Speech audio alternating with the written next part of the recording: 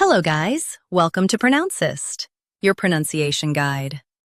Today we will learn how to pronounce the word shown on the screen, philanthropy. Both US and UK have the same pronunciation of this word.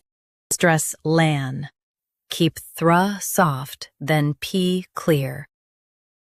Philanthropy. Philanthropy. Stress lan. Keep thra soft, then p clear. Philanthropy. Now read the syllables shown on the screen naturally. Philanthropy.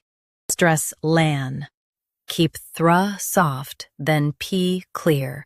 Philanthropy. Practice repeatedly and you'll soon be able to say this word perfectly. The best way to practice is to repeat the syllable multiple times. The meaning of the word is helping others generously. Try repeating this word several times to improve your pronunciation.